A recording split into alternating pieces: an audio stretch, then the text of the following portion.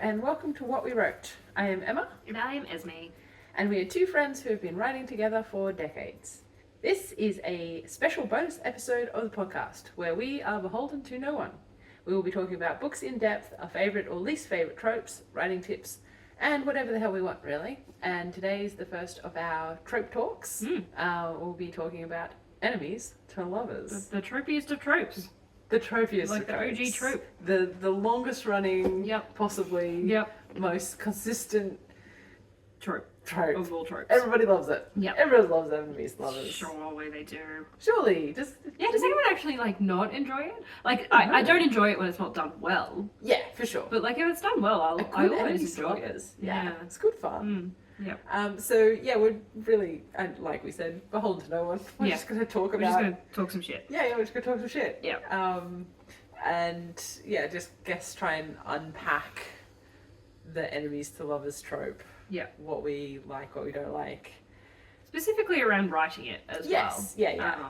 Because, as I mentioned, writing enemies to lovers, when it's done well, it's great. Yes. When it's done poorly, it's a pain in the ass. Dreadful. It's frustrating. Yeah. And it just, if it's not done well, it feels like a waste of effort. Yeah. Because you're like, well, we you know didn't need to bother. Yeah. You could have done without that. Yeah. And it is hard to write. It is a complicated trope. It is. To actually write well. Nail it. Yeah. So if you can't do it well, it feels like just go back and make them not enemies.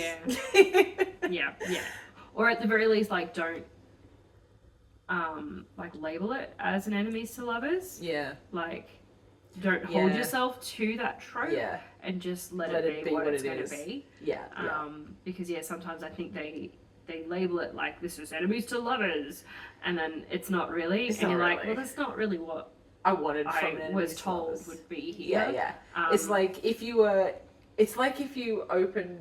get a box and it says inside this box is chocolate, and then you open it up and it's actually raisins, then you're like, well, that's not what I wanted. And so it's the same with, I feel like it's the same with sometimes it can be that, and sometimes it can also be like you open it up expecting it to be chocolate and it's like pastry, and you're like, it's still good, but it's not what I wanted. Yeah, exactly. It's like, this isn't what the box said it was going to be. Yeah. And that's disappointing. Yeah. Even if it's still a good romance. Even if it's still good, there's still a part of you that's like, yeah, I still enjoy it, but you're like, that's not what I wanted. Yeah. Which I guess can go, I mean, it's interesting because I think we didn't used to do this with slapping a label on things. Yeah, it seems to be now it's a primary way of selling marketing books. Though. Yeah. So we slapping tropes on things. Basically, yeah. So we went to the Book Fair Australia a couple of weeks ago in Sydney, and I've seen it a bit on Instagram as well. They have this infographic, so they have the book, and then they have a bunch of arrows with all the tropes. And I was like, that's interesting. You've just spoiled the whole book for me. Yes. But interesting. Yeah, I have seen on Tumblr people complaining about this way of marketing books as trying to pigeonhole books into a series of digestible book talk tropes that, will sort of cook the book down to its bare essentials. Yeah, I'm not sure I like it. And it just seems like it's encouraging writers to pick tropes. A bunch of tropes and stick them in there. See how we can instead of just together. Writing a book and letting it develop naturally And I think it is. I wonder if it started with trigger warnings, because that and how tags and trigger warnings were used in fan fiction spaces. Yes, I was thinking tags. Yeah, hashtags. Because it's kind of if you go into fanfiction.net, I guess because there is so much content on there. Yeah. And you need a way to narrow it down. You can go I want an enemies to lovers womp fic with lemons or whatever, and oh, you don't know about lemons? I don't read fanfic. Showing my you said two things in there that I didn't understand. So lemons used to be a way of saying it was a spicy fic. Oh. Beware of lemons. There was a whole thing, there was a whole range of different... Interesting. It's not used very much anymore, but, in fan fiction spaces, definitely there is this kind tag of system. Not just using the tags, but also in the description. Yeah, just being like, this is what this you're is. going to get. Yeah, the ingredient list. Exactly. Yeah, and I think that has kind of like leaked out of that space, and I wonder if like the trigger warning thing helped it get along, because we started to expect a little bit to see like labels on the books, because we started with warnings, you know. We started like, oh well, if you really don't like these things, those are in the book, so you should be aware of those.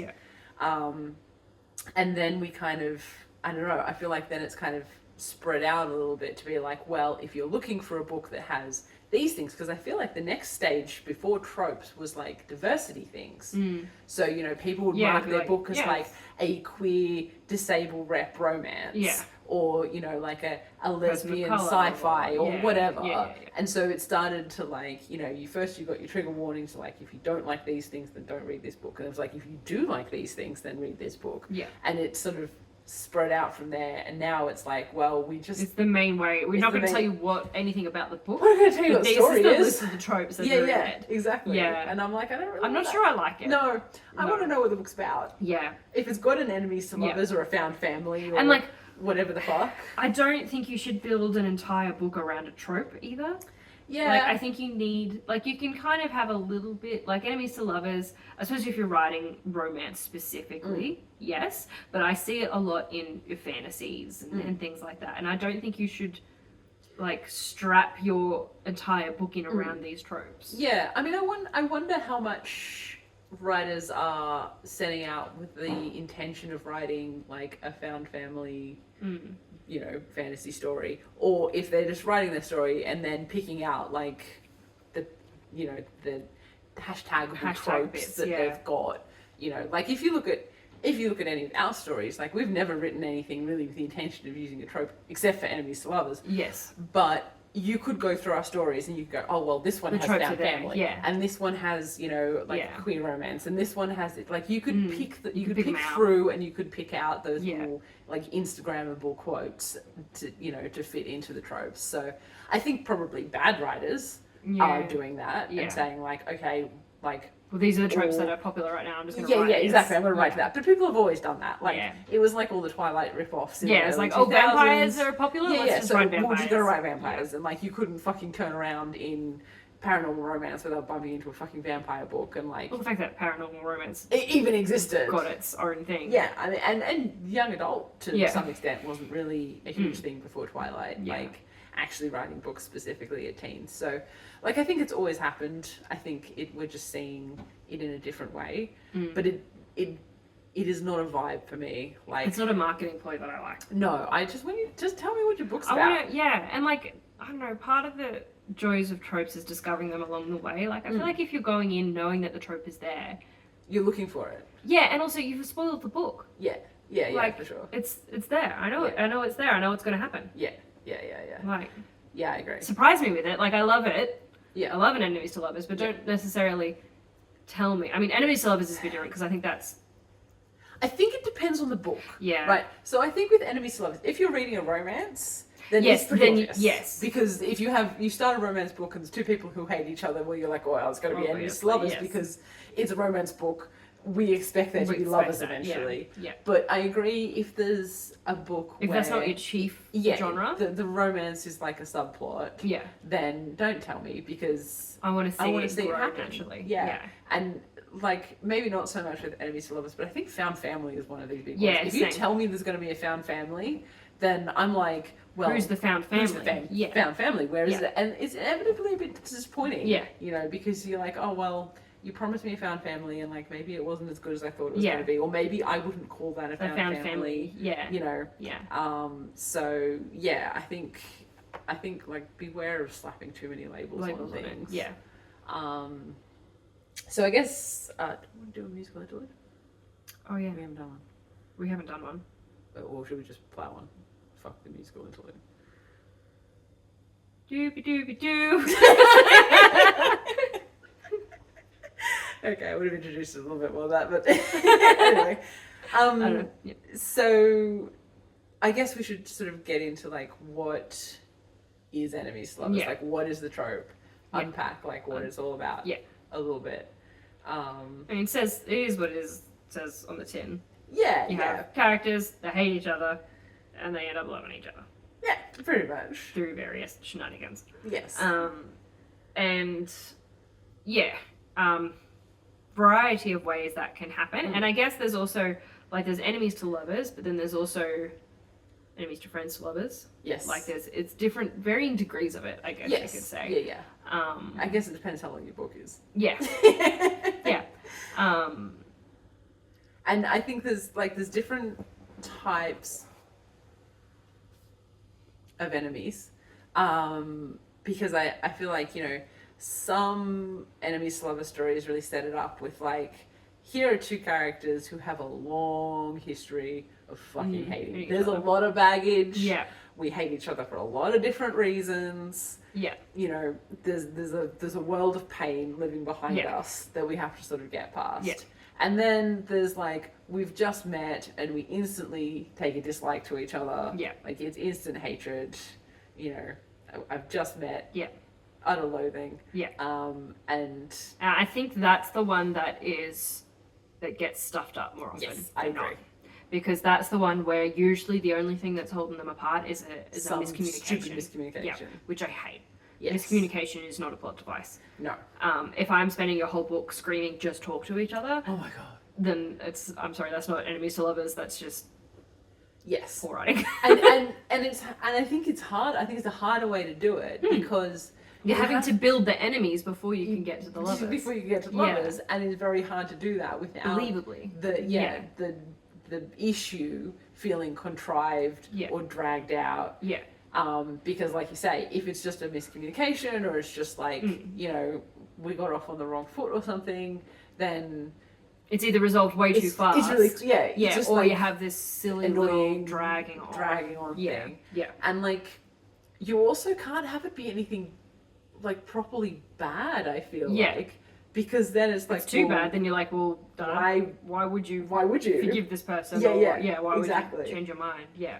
And you also have a the problem of like, how do we keep them in proximity? Yeah, because if you don't like someone, you just leave. Exactly. So like if you bump into someone in a cafe and you spill your coffee on them and you're like, I fucking hate you now, then you just walk away. Yeah, especially if because a lot of them take place in a city. Yeah. Like, what are the chances of you actually bumping into this person again? Exactly. So, but then you can build you can build on that if you wanted to do it well. Like you say, okay, I ran into somebody in the cafe this morning and they spilled their coffee on me and that was really annoying. And then I got to work at my new job and found out that actually, they're my partner in or whatever. Yeah, because the coffee shop's underneath the new place. Yeah, like, exactly. It's conceivable sort of. Yeah. And so then you can build on that. You're like, okay, we got off on the wrong foot because, you did this annoying thing on my first day when I was really stressed. And then there can be like a bunch of little things that But you have to spend time on it. But you have to spend time on it, build up that antagonism.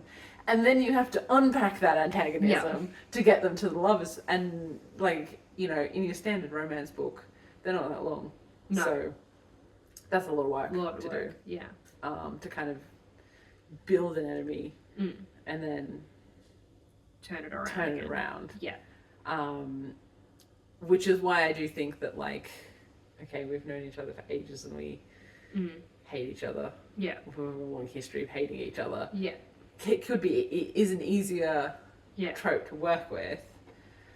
Because you do have that kind of long history of you can sort of antagonism. Fall back on But again, it has to be something they can get past. Yes. And I think that's often where people fall down. Because the lovers part's usually really easy. Yeah. The enemies is more difficult because you need to make them hate each other, but you have to keep in mind that eventually they're going to like each other. So they can't do anything too horrible to each other. Yeah, exactly. Because otherwise it's like, why would you forgive this person for the things that they've done to you? Yeah. And I think that's probably something that fantasy is more prone to falling into. I think just because the scope of bad things that you could do to each other in a fantasy is a lot more. Yeah. Or like a, like a not modern day kind of thing.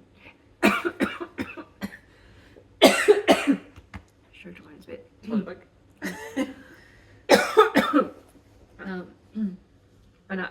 other thing with fantasy as well is because it's fantasy, I think sometimes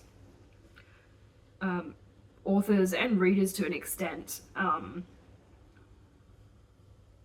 like forgive a lot more ills than what you would in real life. Yes, absolutely.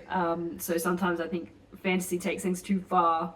Yes. And you're like, oh, that's good. Yeah, I don't know if we let that slide. Yeah, but because it's fantasy, it's like, oh well, yeah. Yeah. I feel like it does feel different if you have somebody like in, I don't know, New York, like kidnap and torture someone. Yeah. Compared to in like, you know, Fairyland. It's like if that happened in a suburban setting. That's a horror book. Yeah.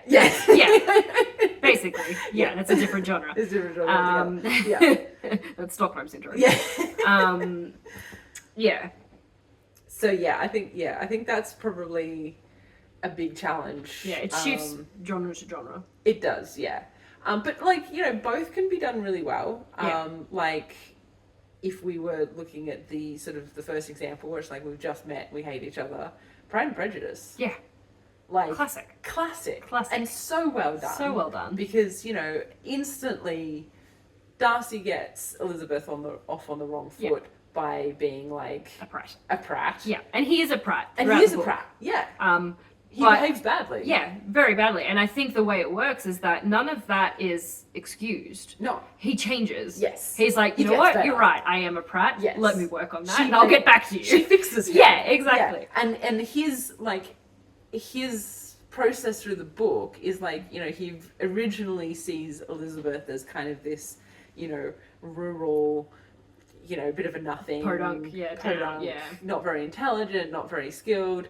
And as he falls in love with her, he begins to realize that his assumptions were wrong. Yeah. And that he was wrong. Yeah. And so, like you say, it doesn't forgive his behavior, but he learns from it. And that's why we ship them and we are happy when Darcy and Elizabeth get together at the end because, you know, he has grown and changed. Yeah.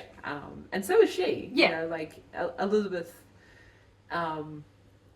softens a bit and is improved by his intellectualism and you know, so I think that's a really good example of how that can be done really well. And let's be honest, Austen spends a big good part of amount that of time book making them the enemies, you know, and like up until the first proposal they are enemies. And it isn't until he writes the letter that she starts to soften towards him a little bit. And she's like, oh, maybe I don't know everything. Yeah, exactly. Maybe I'm not entirely in the right. And then they both start to, like, in the second half of the book, realize that they were wrong about each other. And like meet in the middle. Oh, God. So good. It's so good. She does such a skillful job of that. It's perfect. Yeah. Enemies to lovers. And having, like, the side characters give little pushes and nudges in each direction, like the fact that I don't think Elizabeth entirely realized how much she wanted Darcy until Catherine Berg turned around and said, "No, you can't have him." And she's like, "Well, I will, and I will." Hello, my darling. Still nothing happening here. I heard you say spectacular. You must have been talking about me. Porky man.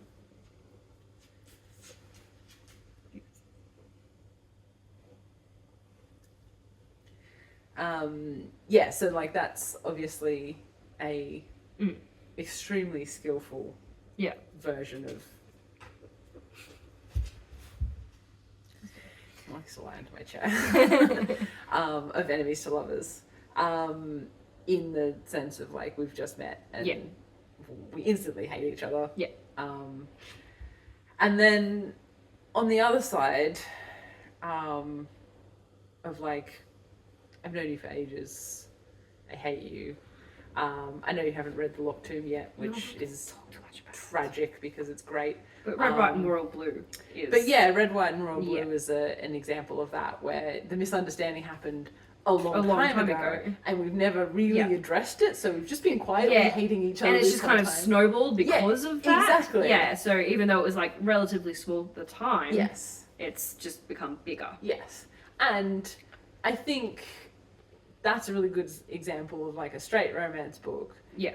It really doesn't take them that long to get past that, around it, yeah. You know? And Red, White and Royal Blue was much more I feel like an enemies to friends to lovers. Yes. As well. Definitely. Yeah. So the enemies phase could be a bit shorter. Yeah. Like it's established that these two characters don't like each other. Yeah. That there was this kind of incident that many years ago that kind of set it off, and they've been just this kind of distant antagonism for all this time. And then once they start having to hang out together, like it doesn't take that long before they address the misunderstanding. Yeah. And it's like, oh, that's not what I thought. Yeah. You know, where Henry's kind of like, yeah, my dad had just died. Yeah. I was in a bad place. Yeah. I didn't mean it that way. Yeah. And yeah. Alex? Yes. Yes. I was like, momentarily forgot his name. Is like, oh, okay, that makes sense. Yeah. And then, you know, there's kind of like, they're not immediately best bros. Yeah. But the misunderstanding they can move on and they can move on. And the fact that, like, that's what I really appreciate about that is that they address the misunderstanding. Yes. She doesn't use that as a plot device to keep them apart forever and ever for and the ever. 3/4 of the book. Yes. Like it's actually comes to light fairly early. Yes, exactly. So they can address it. Yeah. And then they move on. Yeah. And you know, they spend a little while unpicking all of those assumptions that they've made over the past however many years that they've been busy hating each other. Yeah. But then they move on from it. Yeah. And I think that's really important, you know, because otherwise it does feel really contrived. Yes. And it's like you can see the thing I hate. So what I really love in a book is when I stop seeing the author in it. Yeah. It's you know, like I don't like being able to see the strings. He's looking at you, Sarah. Yeah, exactly. And I find that really, like, I find it really annoying when I'm reading a book and like I'm like, I can see what you're doing. Yes. You know, I know what's happening here. And I can see you trying to manipulate me and your readers in this certain way, and that shits me off. Like I don't want to be able to see the lines behind the lines. I don't want to be able to see what the author is trying to do. Yeah. I just want it to flow and be natural and to just be able to enjoy the story. And yeah, I think that sort of contrived feeling is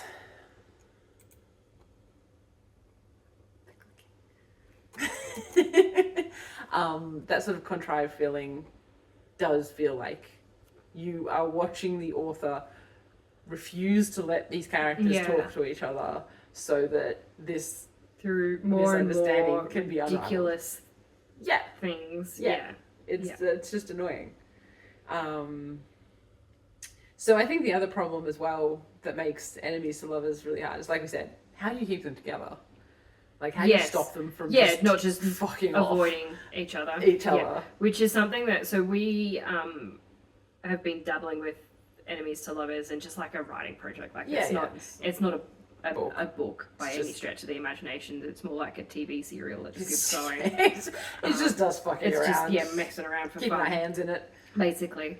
And that was something that we struggled with a bit. To the point where we were like, okay, well, she's just locked in a ship with him. She can't leave. Yeah. It was really challenging, like, because we'd done the thing where they didn't really know each other.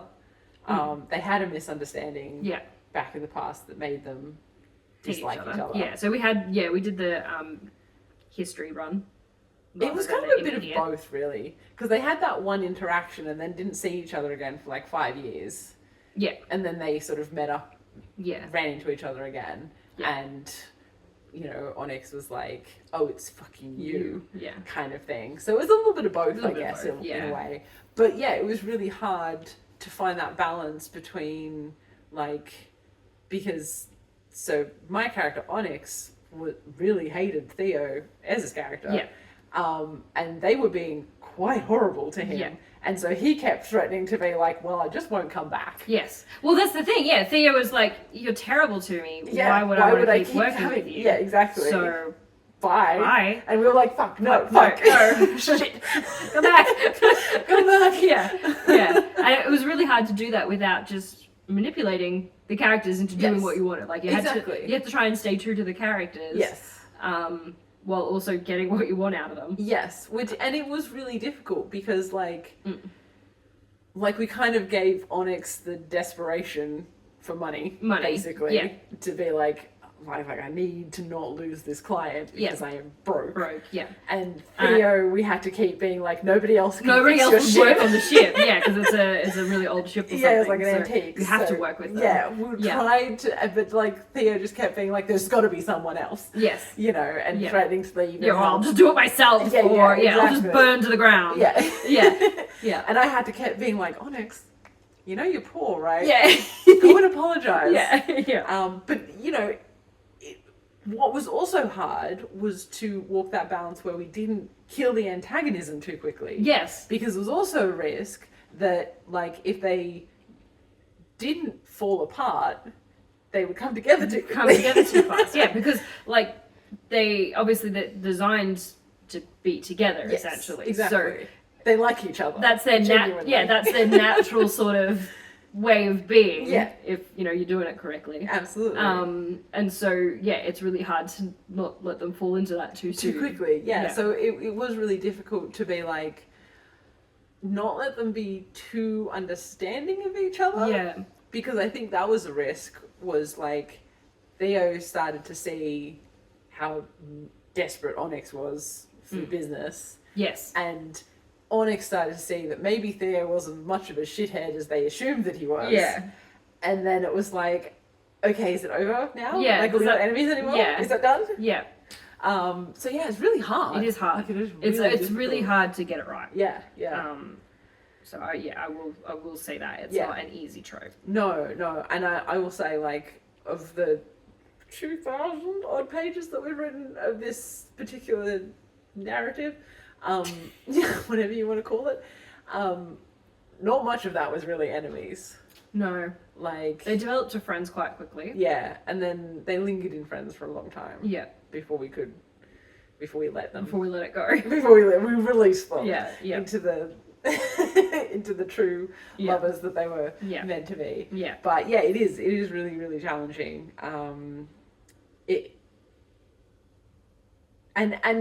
did.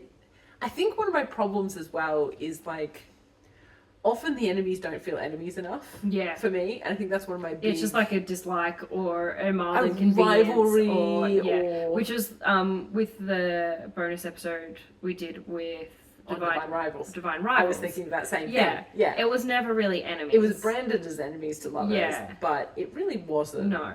I never felt like the two main characters really hated each other. No. Especially Iris. Iris said the other Iris, way. other way around. Yeah. Roman? Yeah. That's his name. Yeah. Roman, I feel like, never really hated Iris. Absolutely not. She thought that he hated her, I think. But I don't think he did. Ever did. No, I think he quite liked her. And she was a challenge. Yeah. And I don't think a rivalry is enemies. No. I don't think that counts. No. It never really felt like there was any genuine antagonism between them. Yeah. And I do wonder if, like, almost like whether a miscommunication even counts as enemies. Yeah. Like, if it's just been, like, you know, like we said, like a miscommunication that could be cleared up if you just talk to each other. Yeah. I'm like, are you actually enemies though? Yeah. Like, does that count? Yeah. It's just a misunderstanding. Yeah. It's like, that could happen with anybody. Yeah. I don't know if that really tickles the itch that like you want from enemies to lovers, you know? Like, you kind of want that scritchy scratch. Yeah. From, like, we really hate each other. We can tell that you like each other, so just do it. Do it. Yeah. And I think, because one of the things that I want to talk about was, like, this is such an enduring trope. Yeah. Like, Shakespeare was writing enemies to lovers. Even before Shakespeare. Like, Hades and Persephone. Like, yeah, fair. Like, it's been around a while. Yeah. And I mean, you know, if you look at stories like The Taming of the Shrew, Much Ado About Nothing, especially Much Ado About Nothing, is textbook enemies to lovers. Like, you know, Benedict and Beatrice, and like they fucking hate each other. Yeah. And everyone's like, you know, you guys are kind of perfect for each other, and they're like, no, fuck you. Yeah. And then they're like, fuck, shit, fuck. I actually like him. Yeah. You know, like, and that's I actually enjoy fighting with him. yeah, Damn it. exactly. Like, Like, this is actually great. And so, like, I wonder what it is about enemies to lovers that we all fucking love so much. Well, I think because to be really good enemies in that way, you do need a certain amount of chemistry, and also, like, there's something about being able to, like, fight with someone and, like, show your worst your worst side. self. Yeah. And still have them, you know, want you in any way. Yeah. Or just, like, even, like, there's a part of, like, letting down your guard a little bit. Yeah. To have those fights. It's like, because a lot of the time, like, if you really hate something, you don't really go into it. You just, like, you back off and you're like, oh, it's not worth the trouble. Yeah. But, yeah, to have that real, like, chemistry to be able to just go at it. Yeah. And, yeah, I think there's something to that. I think a lot of it comes back to, like, the sexual tension and the passion. Yeah. Because to really hate somebody, that's a strong emotion. That's a strong emotion. That's a strong emotion. emotion. Exactly. And so, like, even though it's a negative emotion, it's a passionate emotion. It's like, it's a hot emotion. Yeah. And then I think enemies gives you that sweet, like, the unresolved sexual tension. Yeah. So, like, you've got two people who are, like, chemically amazing. Yeah. Like, you want them to be together. They're hot, they're sexy, they've got great chemistry. But then you've got this passionate hatred that is stopping that from happening. Yeah. And I think, like, in romance terms, at least for me, like, one of my favorite things is when you have two characters and you want to smush their faces together so bad, and they just won't. Yes. Like, they just refuse to, like, do it. Yeah. And as soon as they do it, it's ruined. It's over. Yes. Like, it's not good anymore. Yeah. So it's like that holding it's almost like, you know, pushing two ends of a magnet together. Yeah, like, you want it, but it's just they won't go. Yeah. And it's like, I think there's something in that kind of, in that enemies to lovers where it's like that enemies bit is keeping them apart. It's holding the sexual tension in that status, and it's like, you're like, oh, I know you secretly want each other. Like, just do it. Get out of your own way. And Exactly. Yeah. And I know, like, you know, you're not a big sort of fan fiction fan, but I think that, like, I'm also, like, I haven't read a lot of fan fiction, but I got really deep into the Drarry, which is Draco Malfoy and Harry Potter, for a while there. And I think that that's where that comes from, like, that, because it's a very, very popular ship. And I think it is very much that, like, that hatred is, and that obsession that they have with each other in the canon, it slides so smooth into a romantic sexual relationship. You know, like, there's moments, like, even in the movies of the Half-Blood Prince, the sixth one. Yes, there was I was never really into the Drarry thing, and I was like, but yeah, there was a thing in, I think it was the Half-Blood Prince, the Room of Requirement. Yeah. Where Harry rescues Draco. And I was like, yeah. You see it, right? Yeah. I was like, yeah, all right, I get it. Yeah. Oh, okay. And I think that, like, in fan fiction terms, like, you do see a lot of that where you have characters in the canon who canonically are enemies and hate each other. Yeah. And it actually isn't that hard to just give them a little flick. Tweak. And next thing you know. Yeah, well, I think also, as you were saying, the passion's already there. Yeah, exactly. Like, and the obsession. Like, yes. Especially with Drarry. Like, I feel like Harry's obsession with Draco throughout the whole books, you know, is like, okay, dude, why are you so obsessed with this guy? Just leave him alone. Yeah.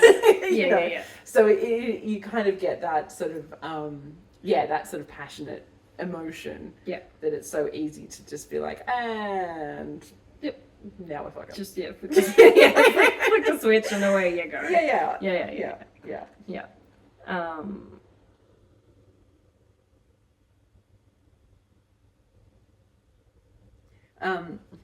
I think the other thing as well that, from a writing perspective, can make enemies to lovers a fairly, like, useful and gratifying trope is it is a way, if you want your romance to be a bit more of a slow burn, yeah, it is a way to keep them Things- from getting too hot too quick. yeah. You know, like it is a convenient... Because otherwise you have the third act breakup and it's just like, ugh.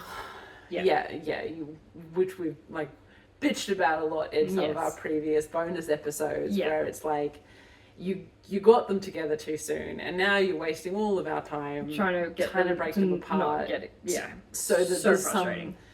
Some like there remains some interest and drama in the relationship. And I guess there's probably a common theme with your enemies to lovers, is that the lovers is the end game. Yes. So there is generally not much of that, like, although after that. like if we're looking at, say, Fourth Wing, for example, I would say that you could slap an enemies to lovers on Violet and Xaden. Yeah, because sure. technically I don't really doesn't really feel like an enemies to lovers to me, because I don't really feel like Xaden ever was really enemies with Violet, really. Yeah. With like, well, that's the thing, like, but because you can have that, like, is it enemies to lovers if it's only one-sided? I don't think so. Yeah. I think it has to be mutual. Both of them. Yeah. Because otherwise what you have is unrequited love, and I think that's a different thing. Yeah. I really... Not even unrequited love, because unrequited love smacks of like pining and the other one being indifferent to me. Or like unaware. Yeah. But I feel like hating someone can count as being unaware of their feelings. Yeah. For you. Yeah. Anyway, but yeah, no, I think it has to be mutual to be true enemies to lovers. Like, I think that is what gives it its spark. Yeah. I think if it's just like one person hating another person, the other person like doesn't know or doesn't care. Yeah, and it just comes across as like one character's just a bit of a dick. Yeah, exactly. Yeah. Just mean. Yeah.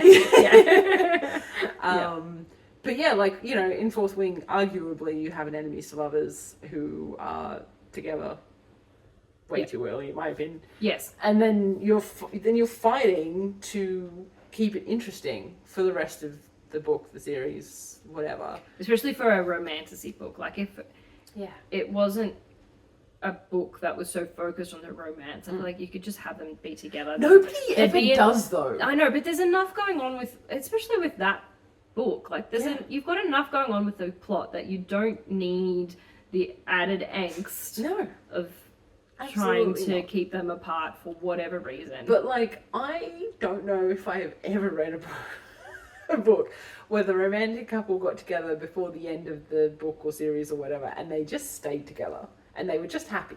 The Expanse. Jim and Naomi. Yeah, good point. Yeah, they got together and they were fine. They never together. They had like challenges in their relationship, but it was never a will they won't they thing. Yeah, that's true. I'll give you that. But it's not often. No, it's not. It's not often. No, like that's the exception, not the rule. Yeah, and it happens a lot in like TV series and stuff as well. Like, I will say, Castle did it pretty well, despite the fact that the actors hated each other. Yes. Once they were together, they were together. Yeah, that's true. But it also was not as good. Yes, that's because the actors hated each other. I think. Well, I don't know. I think that look, if you boil it down to nuts and bolts, happy couples aren't interesting. No. You know what I mean? But that's the thing. Like, that's why I think The Expanse worked, is because they still had their challenges, but it wasn't focused on that. And well, I think with The Expanse, you had other things to worry about. There was so much other story that, like, Holden and Naomi's relationship wasn't mainstream important at all. It honestly, their relationship was no more important than the found family with the rest of the crew. You know what I mean? Like, the Rossi's crew, those relationships were important. Yeah. And like the fact that Holden and Naomi's was romantic didn't actually make it more important than any of the other relationships in the ship. Yeah. So I think that was really like why that works. It's like the relationships are important, but all of the relationships are important. But I guess like that's the thing though. Like, I think if you're doing enemies to lovers in a romance book, the lovers needs to be end. Yes, absolutely. You can't keep going after that. You need to stop. Yeah. Like, it needs to be a 1 or 2 book thing. Yeah. And that it has to expand the series. Yeah. You can't do it in the first book No. And then try and keep doing it. Like, you Yeah. can have the romance there in the next Yeah, book, yeah. but you can't have enemies to lovers Just let them stay anymore. together. Just Let them stop. just be happy. Yeah.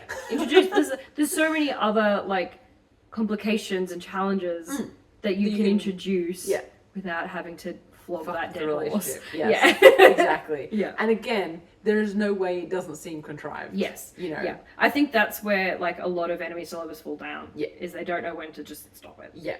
When we've reached lovers. Yeah. And That's it. You're just done. put a full stop there. Yeah. Just stop. You Put it down.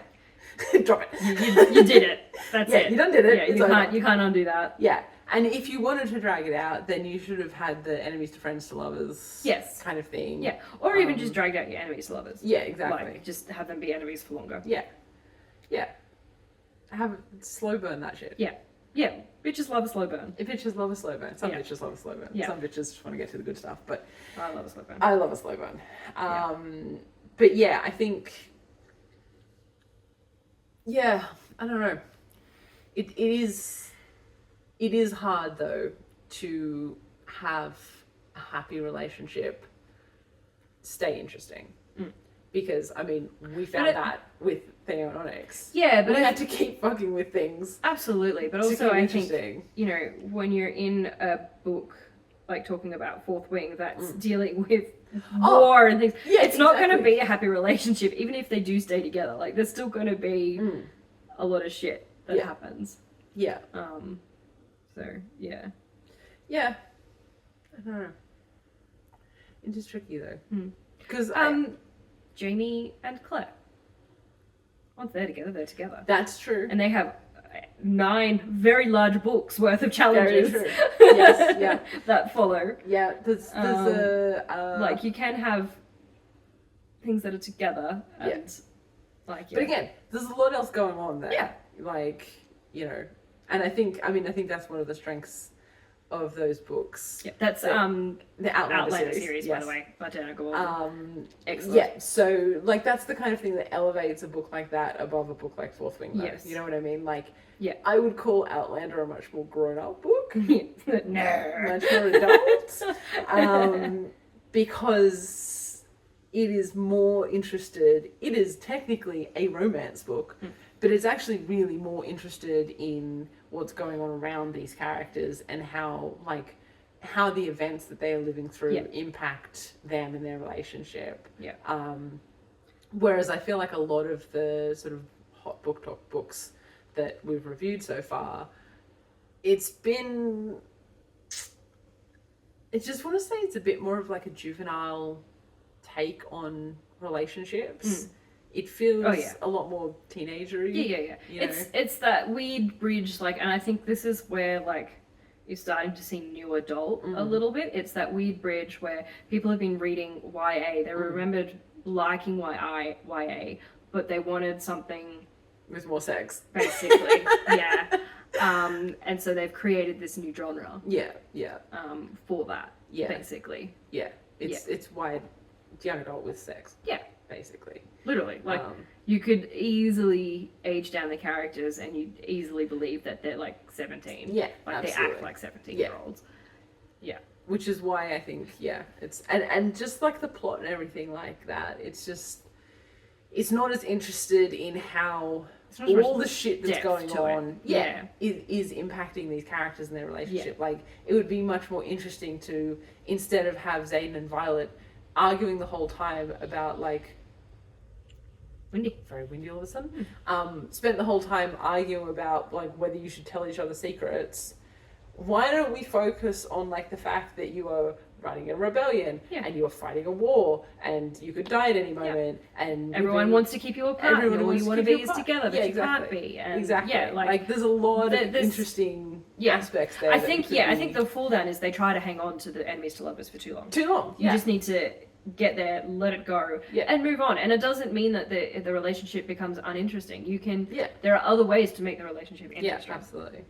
But the best. I mean, the best enemies to lovers are the ones that know when to call it quits. Yeah, call it quits. Yeah. And look, obviously that's much easier than in something like a movie where, you have 100 like an hour and 40 minutes or something like that to do your rom-com, and then cut end scene, where like. But then even it happens in movies as well though, because then you have the dreaded sequel that no one wants. Yeah, I mean, I feel like that's a bit of a, I don't know, I feel like a movie sequel is often a different beast from a book sequel. Like, I think usually books are like more planned to be multiple books, whereas like I think with movies, like unless obviously excluding like Disney, and like every Disney movie ever, fucking, adaptations and things like that. If you like most of the time you make one movie's successful, so go, okay, let's make another one. But that movie was a closed story. Yeah. I feel like with books you don't get that quite as often, where somebody writes a closed story and then goes, oh, well, that's really successful, I'll write another one. Yeah. It tends to be like either this is going to be 3 books, and it's been set up as 3 books or however many books, or I'm planning this to be a series and we'll just see how long it goes for, kind of thing. Like, I think that's a bit more common in books. So, like one of the examples of enemies to lovers I have here is The Ugly Truth, which is a dumb rom-com movie with Katherine Heigl in it. And Gerard Butler. And like, the last thing that happens in the movie is they kiss. Yeah. It's done. Done. Finished. Yeah. Box. Happy Put ending. it away. Yeah. Happy ending. And that's really easy because like the movie is your enemies to lovers. Yes. Start with enemies, finish with lovers. Done. Yeah. Whereas like with a book, I think it is much harder. Firstly, because books tend to be much longer. Yeah. And have a lot more stuff in them. Yeah. And secondly, because especially these days, series are the cash thing. cow. But I think it just also it comes down to knowing, like, you don't have to have the trope throughout the whole series. Yeah. Like, you can end the trope at book 1. It doesn't mean that the rest of the series is going to be trash. Trust that your readers enjoy the characters and give them something to root for. But they don't do that. No. Nobody does that. Although, I do think there are some, like, I have seen online in discussions and stuff, there are a lot of people that are like, once they're together, they've lost interest. They don't care anymore. They don't enjoy the chase. So I guess that's where like the writers are worried about that. So that's when you get that, oh, will they, won't they kind of but thing. I don't think that's the same thing. No, you know and I don't think I enjoy the it. chase too. Yeah. And like Castle and Bones are both really good examples of shows where like I was super invested in the will they, won't they romance until they got together, and then I was like bored now. Yeah. Especially Bones. Yeah. I was like, I'm done with this. Yeah. I'm not interested anymore. Yeah. But constantly like breaking them back up and getting them back together and breaking them up again, that doesn't fix that. That doesn't make me more invested in the relationship. In the way, again. I think that's what made me stop watching those shows, like with Bones in particular, because they did that constantly, and it's just like, and it was the same in like Grey's Anatomy, you know, any of those sort of long-running kind of show. Yeah, exactly. Like, it's like, you get them together, they break up, you get them together, they break up, and I'm like, I'm bored of and this. even the will they, won't they leading up to it gets a bit like... It depends how long it goes for, I mean, I was... A little bit, sure, but... I know you haven't really watched it, but The Mentalist with Simon Baker and Robin Tunney, they did it really well because there wasn't really much will they, won't they. You could see the chemistry, but they never really went there until they were ready to take the characters there. And then once they did, they went there. It was great. The series was kind of dying anyway, so they made a nice, neat little ending. Happy, great. End of story. Well, I think, like, interestingly, because, like, I really enjoyed Bones, obviously, I really like Bones, but I think one of the things that Castle worked best for me was because they made Castle such a flirty, sleazy kind of character, like, he could flirt with Beckett without it meaning too much. So you could get that, Like, she's starting to kind of like him a little bit. Yeah. He obviously likes her, but he flirts with everybody like that. So she could easily brush it off and be like, oh, well, that's just Castle. how he is. It's just how he is, etc., etc. So they were able to create a scenario in which they could drag it out for longer without it feeling tired. And they didn't drag it out for as long as they could have. Yeah, like exactly.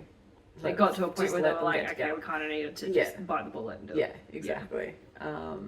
So I think it's a fine line. It is a fine line. It's definitely a fine between line. Dragging it out and like making your readers or your followers like want it before, but giving it to them before they get exasperated and frustrated. You want that point where they're like gagging for it before they give up. You know, like and just walk away. Yeah, exactly. So there is kind of like that neat little spot where it's kind of like they're so desperate for it, and you've held out for just long enough that they're like clawing at the walls, wanting to you know, just bash their heads together so that they will kiss, and then let them kiss, and then it's so satisfying. Leave it be. Yes, and then leave it alone. Let it go. They're together.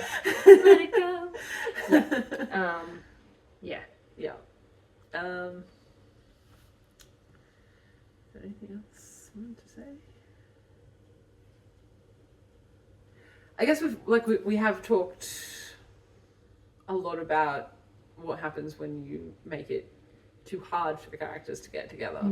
But I do think making it too easy is also a problem in an enemies to lovers trope. Yeah, well, that's when you fall into the will they, won't they thing. Well, no, I think like it doesn't feel satisfying if they get over it too quickly. Oh, okay. You know what I mean? So if you're looking at your enemies section, it's like if that isn't long enough or it isn't like, I don't know, it isn't satisfying, then it doesn't really feel like an enemies to lovers. So that's the problem with Divine Rivals, because like I don't really feel like you were enemies. Yeah, and now you're together, it's like, okay. You got over it really quickly, and so now I'm like, okay, that didn't really satisfy that. Yeah, well, and I think that's something like a hiccup with the miscommunication trope as well, because as soon as you settle the miscommunication, it's over. Yeah. And it's often really anticlimactic. Yeah, exactly. Like, oh, was that it? Yeah, especially if you're skipping the friends. Yes. Like, I think the exception being Red, White, and Royal Blue, like they did have the miscommunication trope, but then it was because we had that sort of long standing of like, yes, this is what started it, but there were a couple of other things. Yeah, we've been hating each other for a long time. Because of that. Yeah. They still had to sort of unpack all of that and, you know, move through it, and then they moved through the friends, and then, you know, so I think that was a way to handle that. Yeah. But I think a lot of the time, if it's just miscommunication trope, and it's like, oh, you know, I was talking about this other person, not you. Yeah. And it's like, oh. Right. Well, now I just feel like an idiot. Yeah, exactly. yeah. And that's not sexy. Yeah. I mean, like, honestly, like, obviously, like, you want variation. Like, we don't want to see the same story over and over again. But, like, one of the things I personally love is when it's not gradual. Yes. You are enemies to lovers. Like, I kind of love the hate fuck kind of vibe where you get that kind of like, we still kind of hate each other. We're still kind of enemies, but we're both starting to recognize that there's a sexual tension under there. Yeah. And then they're like, we're fighting and we grab each other and we kiss each other. Yeah. And like that kind of like, you know, I fucking love you, you idiot kind of energy. Yes, I love that when it's done well. When it's done well, yeah, of course. Again, that's another one that's another one that's really easy to mess up, but it is so good when it's done well. Yeah, but that's really hard because you kind of, you have to build up both at the same time almost. You have to build up both the enemy and the lover at the same time. So that's not really a linear, it's almost like, you know, 2 points coming into one at the same, you know, culmination. Yeah. Quite literally. Yeah. Yeah, no, I agree. That is like the ultimate when that's done right. Yes. It's just like, chef's kiss, so good. It's so satisfying. Yes, yeah. And then that is probably one of the few exceptions where you can keep going. Because then you can unpack the enemies after they've fucked. Yeah. Or kissed, or, you know, and the relationship's still a bit rocky. Yeah. Because they haven't really, you know, dealt with the enemies bit. Yeah, exactly. So there's still that little bit of there's something here, but we don't know how to navigate it. Yeah, exactly. And you have to kind of deal with that kind of unpacking process of like, okay, now what? Yes. You know. Now where do we go from here? Yeah. What next? How does this work? Yeah, exactly. Yeah. So yeah, that can be a really interesting way to make the relationship kind of continue. Yeah. In that way. Yeah. But that was very hard to do right. Yeah. I think you need an established enemies Yeah. for that, like.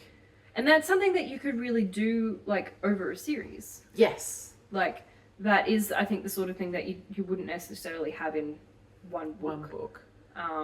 You could use that more effectively throughout the series. Yeah, I have some examples of where that's been done over one book, but you haven't read any of them, so I can't talk about them. Message me on Tumblr if you're interested. My thoughts. Oh boy. But yeah, I think it can be done over one book, but yeah, it is more of a slow burn. Yeah. Kind of thing, but. Yeah. Oh yeah, you can, but I think it is when you are looking at the problems that books like Fourth Wing are having, something like that would be a way around it. Yeah. If you slowed shit down a little bit. Yeah. Yeah, we wouldn't have this problem. Yeah. Yeah, no, definitely. I had a thought and I've lost it.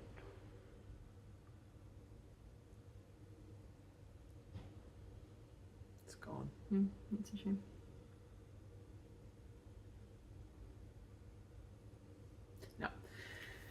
Completely gone.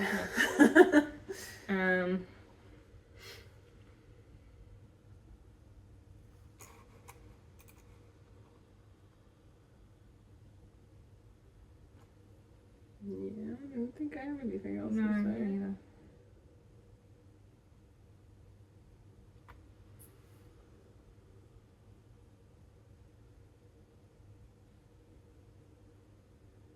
What were we talking though? I feel like we can't just end it there.